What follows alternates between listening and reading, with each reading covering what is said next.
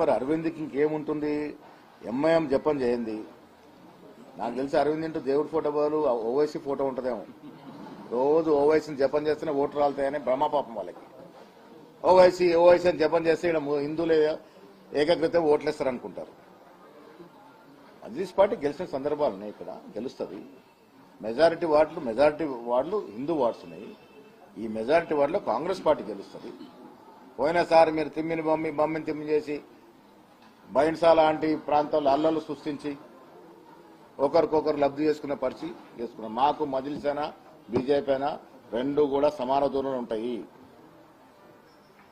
మజ్లిస్ ని కూడా మతతత్వ పార్టీగానే చూస్తాము, బీజేపీని కూడా మతతత్వ పార్టీగానే చూస్తాము. ఈ రెండు మతతత్వ పార్టీలకు దూరంగా ఉంటాం. మేము మాకు సత్తా ఉంది, అభివృద్ధి చేస్తా ఉన్నాం, అధికారంలో ఉన్నాం, అభివృద్ధి చేస్తాం. నిజామాబాద్ పట్టణాన్ని అన్ని కోణాల్లో అభివృద్ధి చేయడానికే మేము ముందు నిలబడి ఉన్నాం.